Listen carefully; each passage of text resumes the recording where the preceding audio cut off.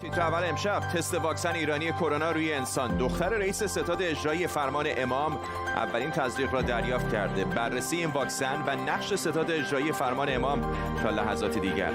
نگرانی از قطع برق در عراق در پی کاهش صادرات گاز ایران. سرنوشت مبهم بدهی 5 میلیارد دلاری بغداد و ادامه دعواهای ترامپ و بایدن. کمتر از یک ماه مانده به مراسم تحریف. بایدن میگوید تیم ترامپ سنگ اندازی می‌کند. به تیتر اول خوش آمدید.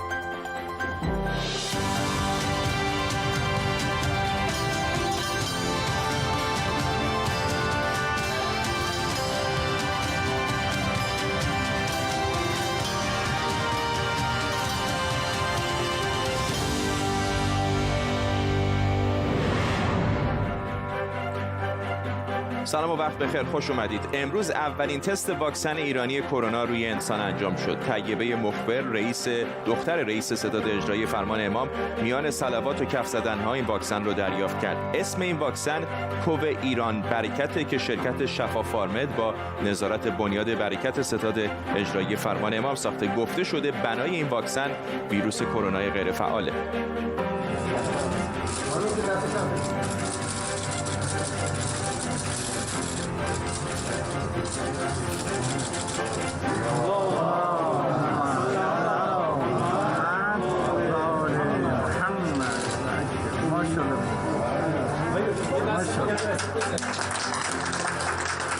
موضوع واکسن کرونا در ایران به شدت سیاسی شده. بعضی خواهان خرید هرچه سریعتر واکسن‌های تایید شده خارجی ان و بعضی دیگه میگن باید منتظر واکسن‌های تولید داخل موند. در طول برنامه با تیمی از کارشناسان و خبرنگاران این موضوع و خبرهای دیگر رو دنبال می‌کنیم. پیش از همه بریم سراغ دکتر ماهان غفاری، محقق همه‌گیرشناسی و تکامل ویروس از دانشگاه آکسفورد که از همین شهر به ما پیوسته. آقای دکتر غفاری، چه می‌دونیم در مورد این واکسن ایرانی؟ بله، همونطور که در خبرها امروز ما متوجه شدیم، این واکسن ایرانی در واقع قرار است آزمایش‌های بالینی انسانی شروع بشه و فاز یکش رو در واقع برای 56 داوطلب داره انجام میده که واکسن اونطور که ما میدونیم در 2 دوز انجام میشه، در 2 مرحله که با فاصله زمانی 2 هفته‌ای بین این 2 مرحله است، مشابه واکسن سینوواک در واقع که اون هم یه فاصله 2 هفته‌ای داره. مسئله اصلی که در واقع ما باید در نظر بگیریم اینجا این هستش که سوای این که قضیه شفاف سازی، این که داده ها در این حین در دسترس عموم محققان قرار بگیره که خیلی جنبه مهمی است، باید این رو در نظر داشته باشیم که ما میدونیم این آزمایشات بالینی پروسه‌های زمانبری هستند و حتی مثلا شرکت آکسفورد آسترازنیکا که پیش از این خب سالها روی واکسن‌های سارس کار می‌کردن، هنوز واکسن در واقع آکسفورد آسترازنیکا مورد تایید قرار نگرفته، گرچه که امید میره تا هفته‌های آینده این اتفاق بیفته. اما صحبت من همین هستش که این پروسه میتونه 1 سال و حتی بیشتر از 1 سال طول بکشه تا در واقع اون مراحل سگانه بالینی به ما بگه که در واقع میزان ایمنی در افراد چقدر هست، چقدر این میزان ایمنی در افراد میمونه و مهمتر از اون چقدر میتونه در مقابله با ویروس و بیماری در واقع از بدن افراد دفاع بکنه. برای همین اهمیت این که ما از این قضیه خرید واکسن غافل نشیم اینجا مهم میشه، چون که حتی کشوری مثل بریتانیا که یک واکسن رو هم داره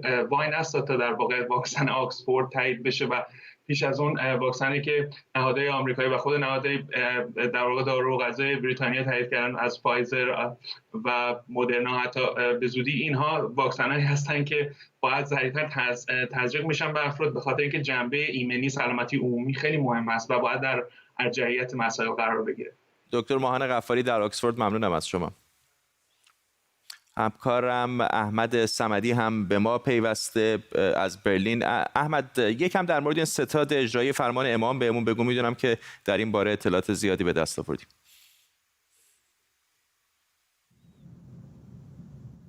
فرمان امام چجوری کار میکنه؟ باید برگردیم به زمان تشکیلش که در واقع بر اساس اصل 49 قانون اساسی تشکیل شده و قانونی که برای اجرای این اصل نوشته شده به سال 1363 برمیگرده در مرداد ماه و اونجا دولت، تاکید میکنم دولت رو موظف میکنه اموالی که از طریق ارتشاء، غصب، سرقت، قمار و این سری چیزا رو میشمره که بر اساس اون به دست اومده اونا رو بگیره و از طریق اونا رو یا به صاحب حق برگردونه یا اینکه اونها رو به در واقع به بیت المال اونها رو بده. خب این اجرا نمیشه تا سال 1368 که آقای خمینی اون موقع یک فرمانی رو صادر میکنه و در 2 پاراگراف آقای عسکری اولادی رو ازش میخواد که به همراه آقای مهدی کروبی و حسن صانعی بیان و ستادی رو تشکیل بدن و در واقع اونجا میگه اموالی که بلا صاحب هستن همچنین ارث بلا صاحب اونها هم چند مورد میشمره و میگه بر اساس اصل 49 قانون اساسی بیان و این ستاد رو تشکیل بدن و اونها رو که زیر نظر ولی فقیه هست اجرا بکنن.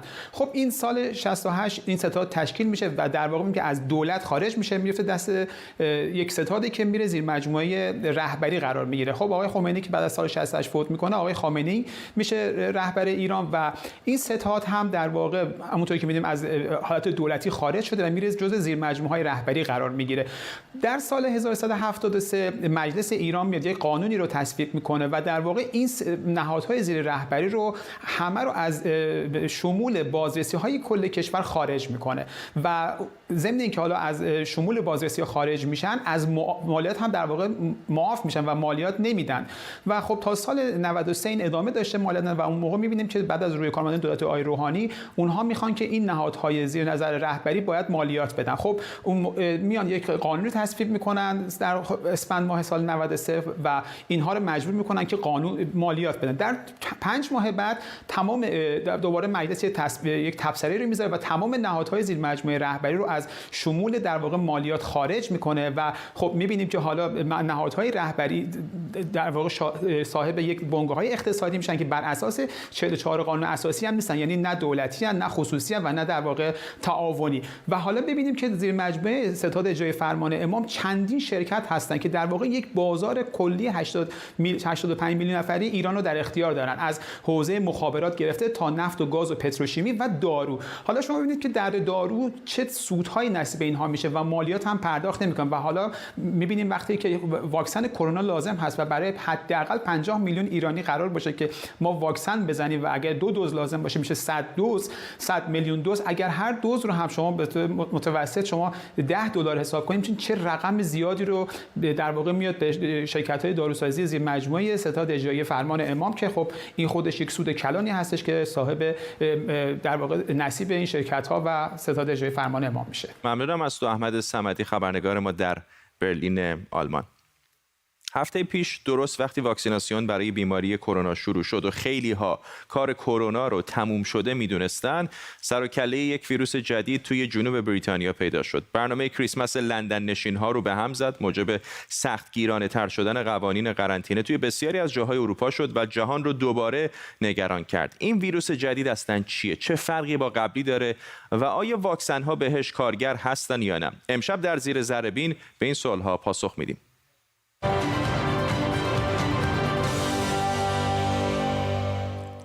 گونه جدید ویروس جهش یافته کرونا و شیوع سریعترش به نظر ترسناک میاد، اما واقعیت اینه که ویروس‌ها همیشه در حال جهشن، چون دائما در حال تکثیر بیشمار خودشون هستن. همین ویروس کرونا در بدن میلیون‌ها بار کپی میشه. سوال اینه که اگر کپی هستن چرا تغییر پیدا میکنن؟ اینطوری فرض کنید که شما دارید یک متنی رو توی کامپیوتر میلیون‌ها بار و خیلی سریع می‌نویسین و به دلیل سرعت بالا و تعداد زیاد مدام غلط تایپی ایجاد میشه. این خیلی شبیه اتفاقیه که اتفاقاً برای ویروس‌ها میفته. ساختار ژنتیکی سارس کوو 2 یا همون ویروس کرونا RNA که با این ریسمان زرد توی تصویر می‌بینید. این نوع ویروس‌ها ساختار ناپایدارتری در مقایسه با DNA دارن و راحت‌تر جهش میکنن یا در واقع همون غلط‌های تایپیشون بیشتره. خلاصه این که اون ویروسی که توی نقاط مختلف دنیاست لزوماً همونی نیست که روز اول توی ووهان چین شیوع پیدا کرد.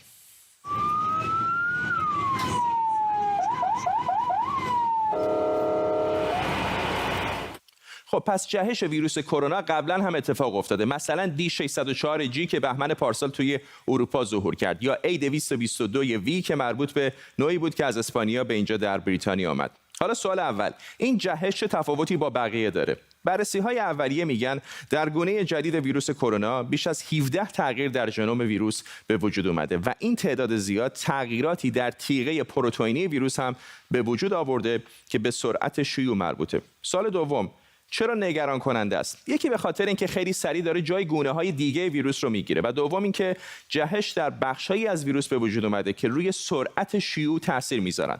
تحقیقات اولیه میگن سرعت شیوع این گونه تا 70% بیشتره، اما این مطالعات فعلا قطعی نیست. سوال سوم، آیا این گونه جدید ویروس کرونا از بقیه کشنده تره؟ هنوز سند و مدرکی برای این وجود نداره، اما شیوع سریعتر یعنی بیمار بیشتر و نیاز به تخت‌های بیمارستانی بیشتر که کمبودش میتونه نرخ مرگ و میر رو افزایش بده. سوال چهارم، آیا این ویروس مخصوص بریتانیا است؟ احتمال داده میشه که این ویروس ماه‌ها قبل به وجود اومده، اما الان فراوانیش به حدی رسیده که در بریتانیا که تکنولوژی قوی‌تری برای شناسایی دارن، شناسایی و اعلام شده. طبیعیه که مثل گونه‌های دیگه میتونه به هر گوشه‌ای از جهان سفر کنه.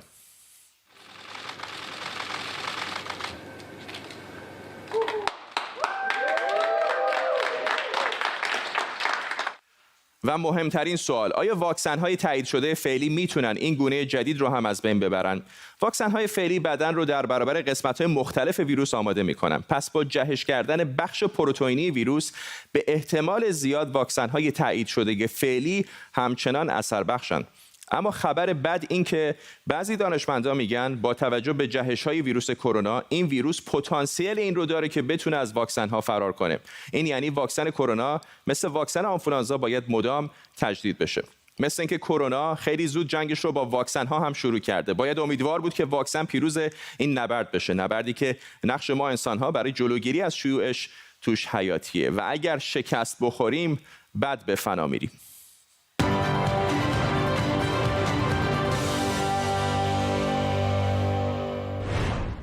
خب بحث واکسن خیلی داغ هست. به یاد دارید چند روز پیش با دکتر حسین صدرزاده صحبت کردیم. دکتر حسین صدرزاده متخصص بیماری‌های خون و سرطان شناسی دانشگاه و مرکز پزشکی بوستون هست.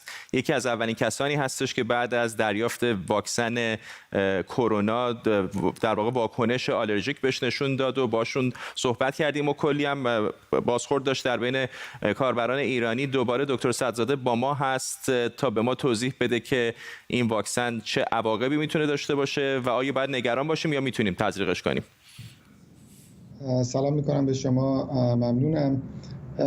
ببینید این واکسن به صورت عمومی در جمعیت عمومی ایمن هست. اگر نگاه بکنید حدود 2 میلیون نفر در آمریکا و جاهای مختلف جهان این واکسن مدرنا و فایزر رو زدن که عوارضش بسیار کم بوده و میتونیم بگیم که حدود 10 تا 12 عارضه شدید آلرژی هست. ولی یک سری افرادی هستند که خب نگرانی هایی دارن. به این نگرانی ها برای پزشکان هم مطرح هست، مثل افرادی که باردار هستند، افرادی که خانم هایی که به فرزندانشون شیر میدن، افرادی که دچار بیماری های خود ایمنی هستند و از ایمنی پایینی برخوردار هستند و افرادی که مثل من سابقه آلرژی شدید دارند که این در حال حاضر جواب قطعی برای این سوال وجود نداره که آیا این واکسن ها برای این افراد هم ایمن هست یا نه، به خاطر اینکه مراحل اولیه بالینیش رو داره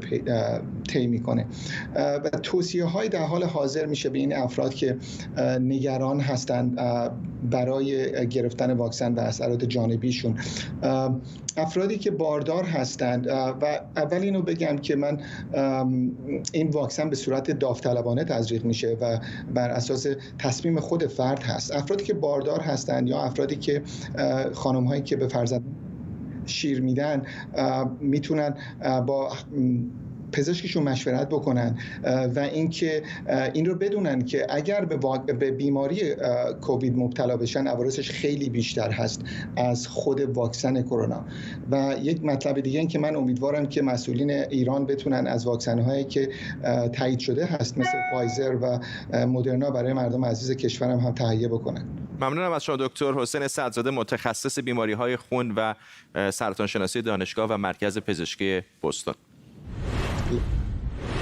تصاویر زنده داریم از صحن مجلس سنا در آمریکا، جایی که در حال بررسی هستند برای اینکه قانون مربوط به بودجه نظامی آمریکا رو که رئیس جمهوری آمریکا وتو کرده بود ببینن آیا میتونن وتوی او رو لغو بکنن یا نه. پیشتر مجلس نمایندگان آمریکا وتوی آقای ترامپ رو رد کرده بود. حالا اگر در مجلس سنا هم به این وتو نگفته بشه، در واقع وتوی آقای ترامپ ملغا خواهد شد و این اولین باری خواهد بودش که در 4 سال زمامداری آقای ترامپ یکی از وتوهای او از مجلسین آمریکا لغو میشه.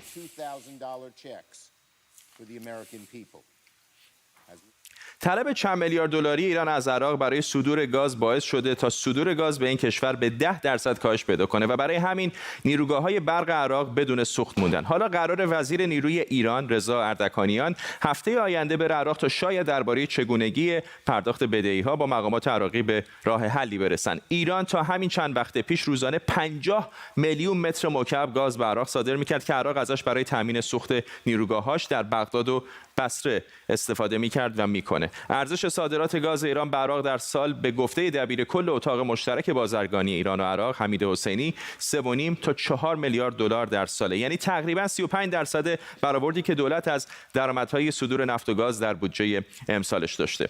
ایران به عراق و ترکیه گاز صادر میکنه، اما در حالی که صادراتش به عراق توی این 1-2 سال افزایش پیدا کرده، صادراتش به ترکیه با مشکلاتی روبرو شده. ایران و عراق در سال 1390 قرارداد صدور گاز رو امضا کردند که از 3 سال پیش عملی شده، ولی بانک مرکزی ایران میگه که هیچ پولی بابت صدور گاز از عراق دریافت نکرده و تنها چاره‌ای رو که برای این کار پیدا کردن واردات کالاهای غیر تحریمی مثل غذا و دارو بوده. حالا ایران به خاطر این بدهی سنگین صادراتش رو کاهش داده و در نتیجه سوخت نیروگاه‌های برق در پایتخت و بصره دچار مشکل شده و خطر قطع سراسری برق این شهرهای بزرگ رو تهدید میکنه. قطع برق در بصره و بعضی از شهرهای دیگه تابستون امسال و پارسال باعث اعتراضات وسیعی شد و حالا دولت جدید عراق از این میترسه که این اعتراضات بهانه‌ای بشه برای تظاهراتی جدید. ایران که دستش از طلب‌هاش که میگه بالای 5 میلیارد دلار کوتاه مونده، حالا یک شرکت تو عراق تأسیس کرده و عراقی‌ها هم قرار شده به جای بدهی‌هاشون از طریق یک بانک عراقی به اسم ترید بانک آف عراق یا بانک تجارت عراق کالاهایی که تحریم نیستن رو به ایران صادر کنن. تروسک صادقی همکارم از اربیل عراق با ماست. تروسک، چقدر این نگرانی‌ها در مورد خاموشی در بصره و بغداد جدیه؟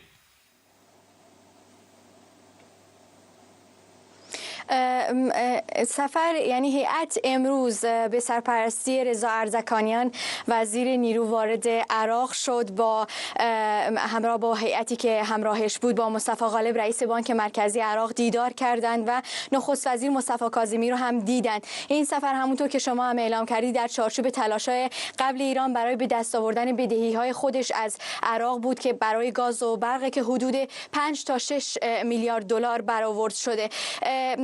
فقط یک نکته این بین اشاره بکنم که اردکانیان با نخست وزیر عراق در مورد مسائل امنیتی و گروه‌های خارج از قانون هم صحبت کردند. حالا اردکانیان تایید کرده که صادرات گاز از ایران به عراق دوباره از سر گرفته میشه و البته گفته شده که برق هم همچنان فروخته میشه. ایران اینترنشنال قبلا چندین بار با سخنگوی بانک مرکزی عراق مصطفی غالب صحبت کرده بود. اونها گفته بودند که نمیتونن یک به دلیل تحریم ها و اینکه پایبند تحریم های آمریکا هستن پول ایران رو، بدهی ایران رو به صورت نقد یا از طریق مراودات بانکی تحویل بدن. دو اینکه وضعیت اقتصادی عراق خودش بده و 60 میلیارد دینار کسری بودجه دارن. در هر صورت همونطور که شما هم اشاره کردید امروز هم در گفتگوها به این نتیجه رسیدن که ایران بتونه کالاهای یعنی بدهی خودش رو از طریق کالا در عراق خریداری بکنه تحت نظارت دولت و اون کالاها به ایران فروخته یعنی به ایران بازگردانده بشه. تروسک صادقی همکارم در اربیل عراق، ممنونم از تو.